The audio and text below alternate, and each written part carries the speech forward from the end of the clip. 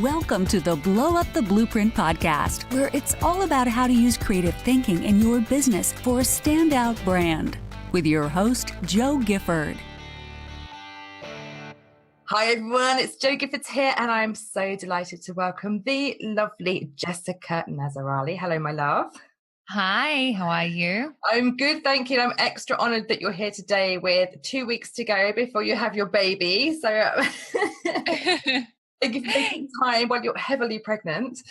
Yeah, thank you. No, I'm excited that we could make it happen. It seems to be this week. It's final interviews and final things. So yeah, I'm super glad we could make it work. Oh, me too. You are amazing. So Jess, if people haven't encountered you yet in the online interwebs, just give us a quick intro as to who you are and what you're up to. Yeah, sure. So I'm the founder of It Girl Academy, which is an online training school which has certification programs in areas of coaching, online business. I also have like a mastermind and kind of some smaller digital courses. And I also have a podcast called It Girl Radio, which is how we first initially connected, because we'd connected beforehand. We did.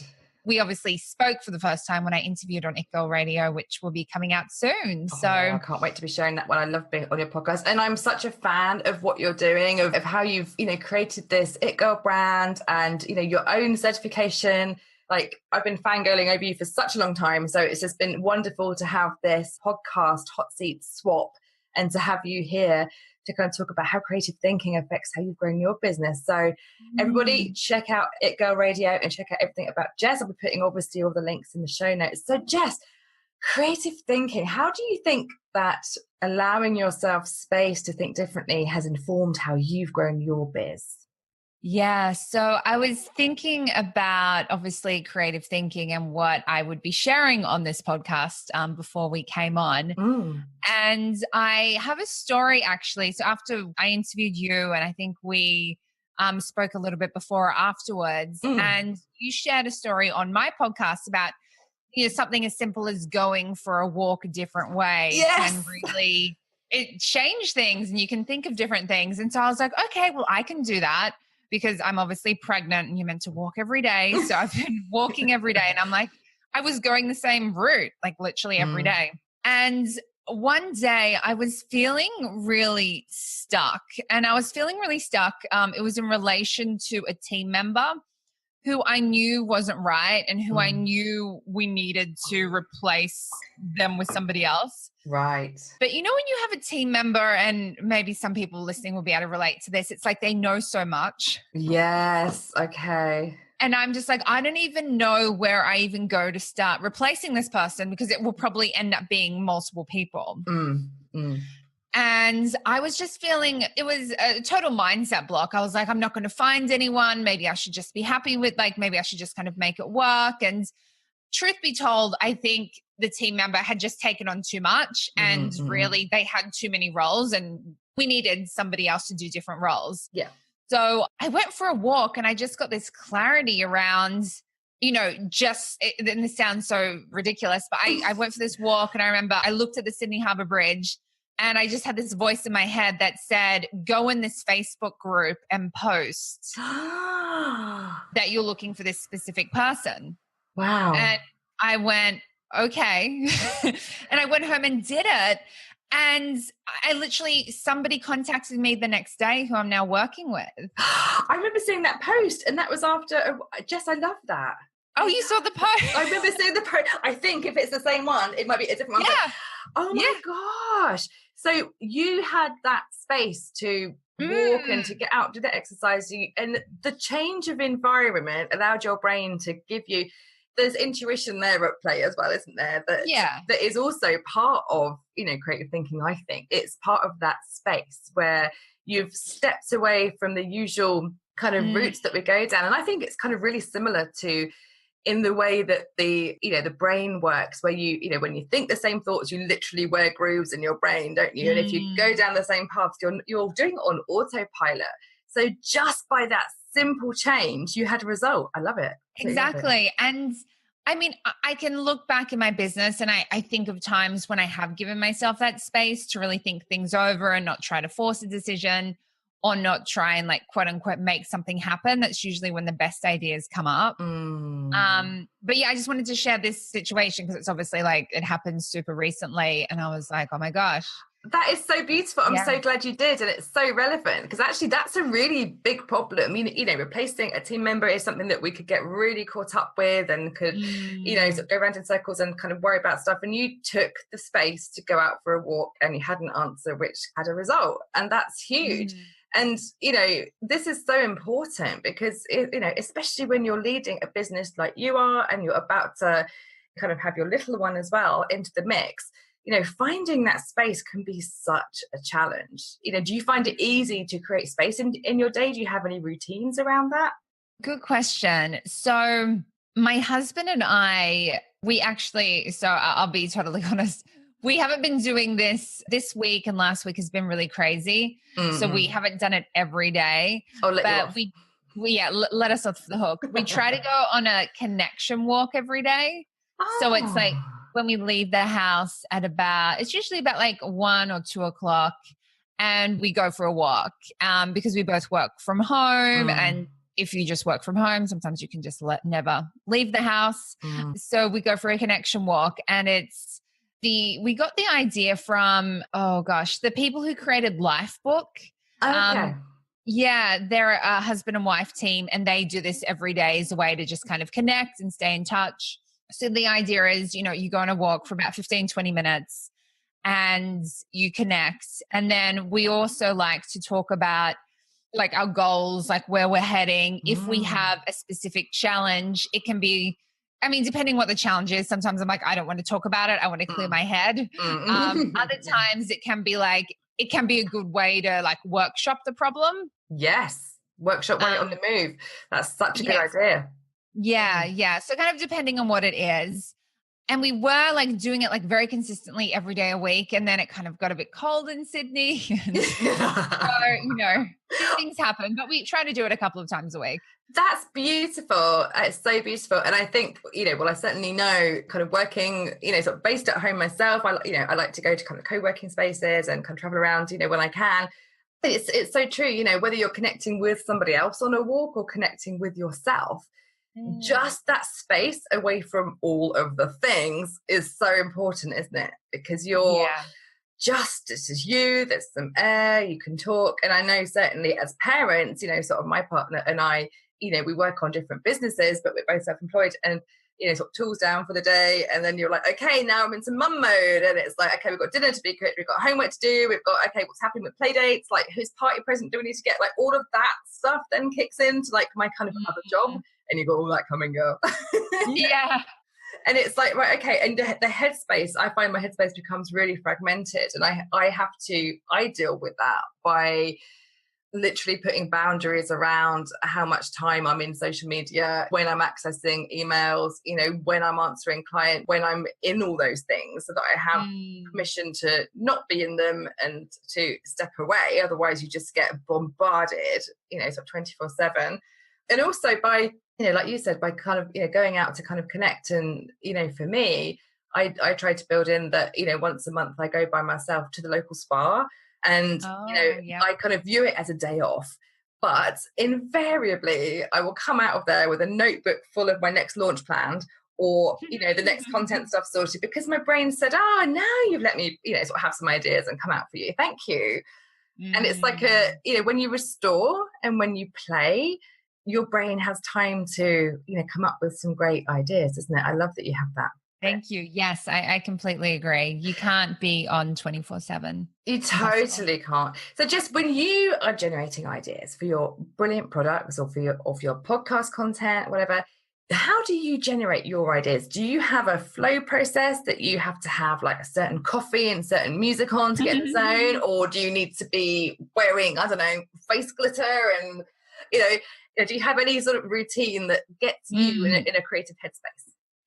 Yeah, so I'm really big on collaborating and talking. So I like to kind of talk out my ideas. So I have an assistant in Sydney. We're not in person, but like I might call her and just be like, hey, what do you think of this? And kind of talk it out. Or obviously, my husband Faze is here as well. So sometimes talking things through with him.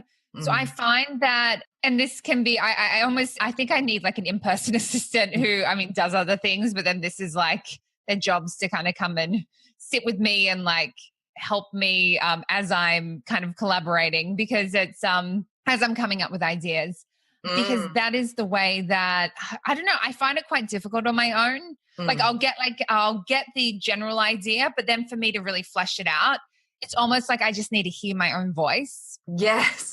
Yeah. But actually that's a really good point, Jess, because, you know, when we create content and, you know, for some, it might be speaking on podcasts or brain dumping something for a blog post.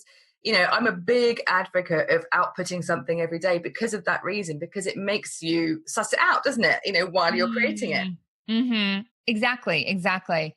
So, yeah, I love just kind of, I'll have an idea and then talking it through. So ideally, yeah, if somebody's in person or even just calling them and talking out on the phone, I find I just get clarity very quickly. And then I'm like, okay, this is what I need to do. This is what I need to do. But otherwise, if I just kind of, I have the idea and I'm sitting with it and I don't know, if I can't communicate it with like through speech, then, and like hear myself talk it out, then it's almost, I might miss like I may not see certain aspects of the idea. I won't get the full picture. Yeah.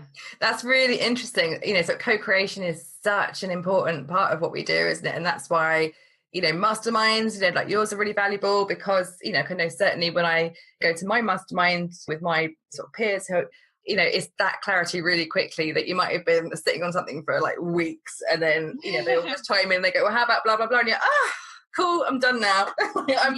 Yeah. And that really does speed it up. And yeah, exactly. And like I know that certainly as well, you know, some of my clients, you know, that I work with, you know, like almost as part of their team specifically for that is to be the extra brain in the room, to do the ideation sessions and to go through all that stuff when they're creating products and services and content.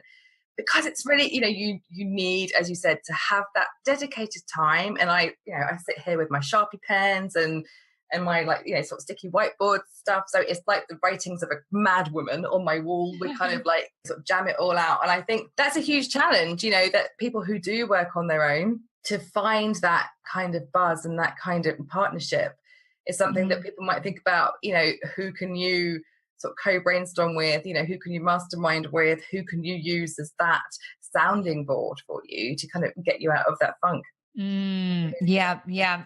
And it could be, you know, in the beginning, I mean, if you don't know any business owners yet, I mean, obviously go and start connecting with people, but it could be a friend or your partner, or I mean, obviously someone who's willing and open to be listening, but, you know, it doesn't necessarily need to be someone who has a business at the same level as you, or it depends what you're wanting actually. Like for me personally, usually it's almost just like a sounding board. And then I'll like talk things out and then they may pick up on certain things that I'm saying that are incongruent or don't make sense.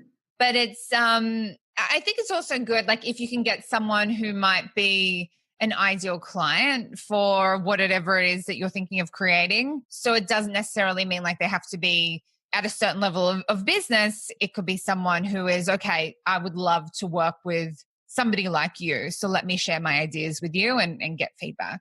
Beautiful. That's such a lovely point, Jess. I think that involving people who are your ideal client type in your creation process is genius.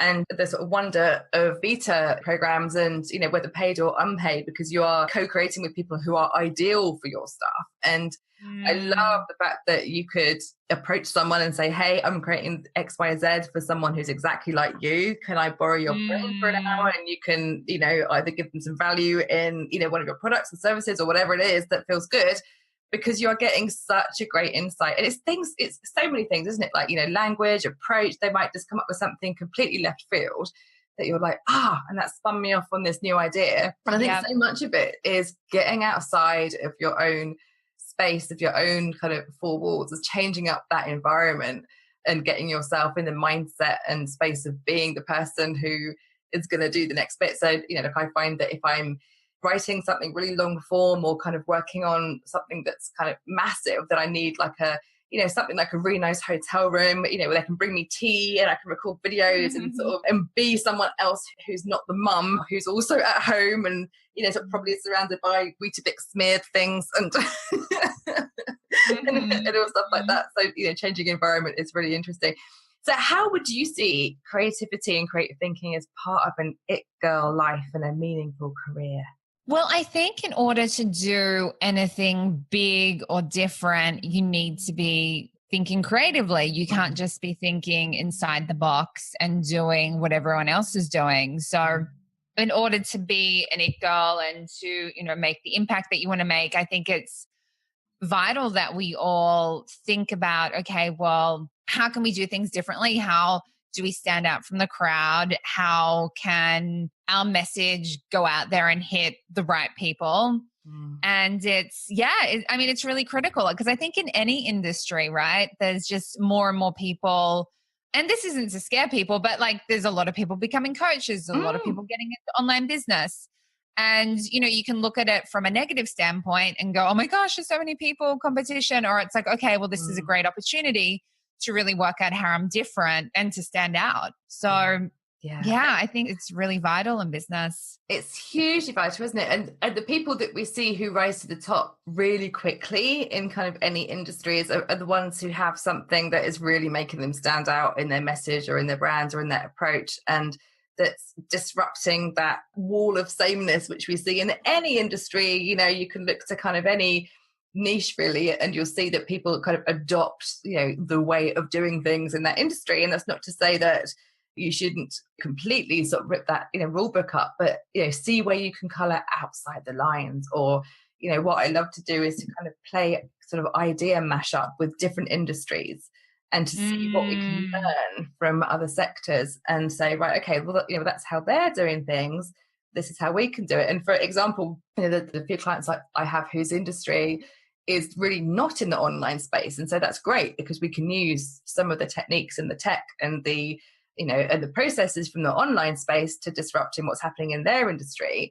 But then vice versa as well. If the online space that, that you're in is feeling really crowded, okay, well, how can you learn from what's happening in the offline space and get inspired by other industries? Because it just triggers a whole other line of ideas, doesn't it? Rather than just seeing what everyone else does. Totally. And so as you enter into this next phase of life, Jess, as a, sort of mum and a business owner, how do you see yourself getting creative and making those two combine, really? Because I know lots of my audience will be combining the two, and it's something that I relate to.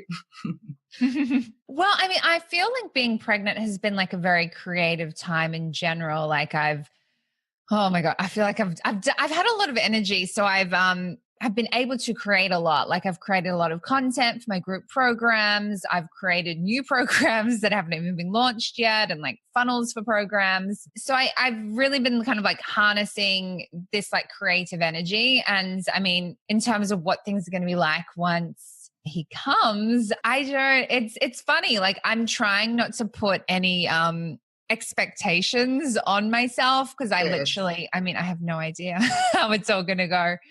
But I love it.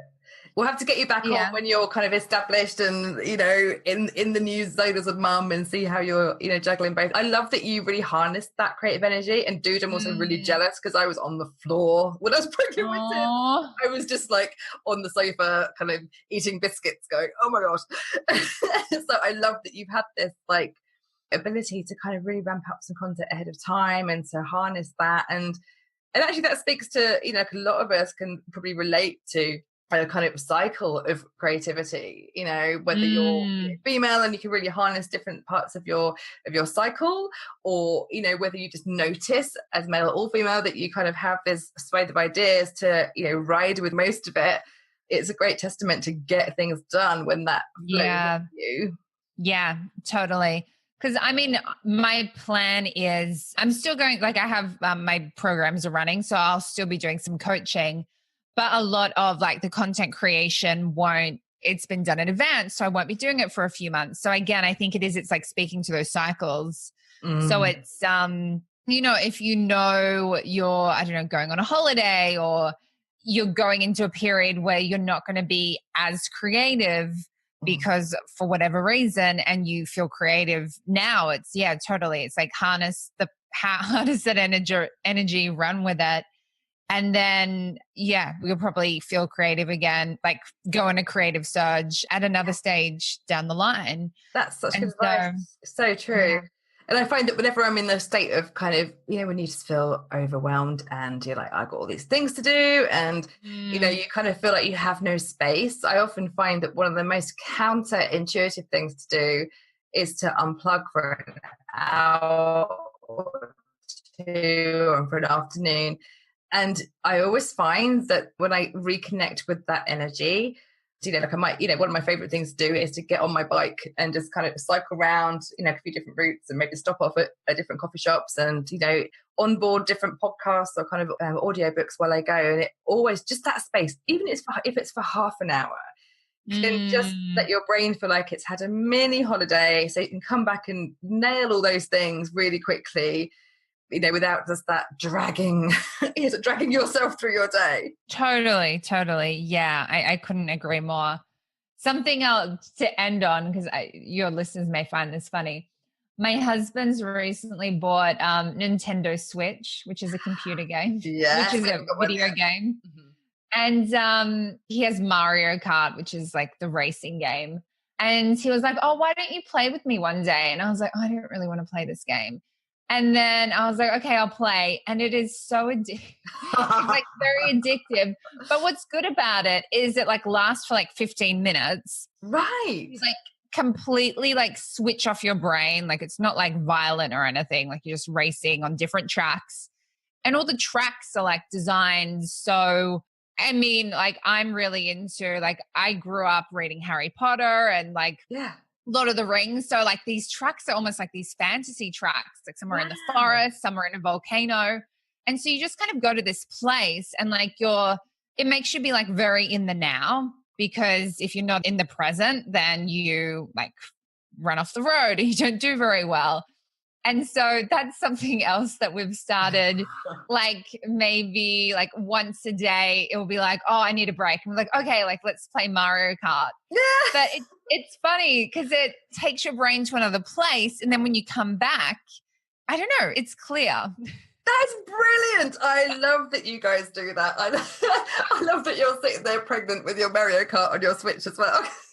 But that's really good. Like that's a perfect example, Jessica, of like, sort of changing up your day, doing something different to like switch your brain mode, noticing how different you feel. And it's so different when you come back, isn't it? Because you're like, cool, I can do all this now. I'm there. Well, exactly. I love that. Yeah. Thank you so much for sharing. So Jessica, where can we find out more about you? You can go to jessicanazarali.com or itgirlacademy.com. And then I'm all over social media as well, and my podcast, It Girl Radio, where I interview awesome people like Joe. Yeah, so feel free to find me on all those platforms. I'll be linking to everything in the show post, guys, so you can find Jessica. And I just want to thank you so much for making time for us today. It's been an honor to have you on my show. And I can't wait to hear sort of how it all goes with your new arrival and to meet your little one and stuff like that. So huge, it's massive luck for it all. We're thinking of you. And thanks for sharing your amazing expertise with us. You're so welcome. Thanks. Bye. Okay, bye.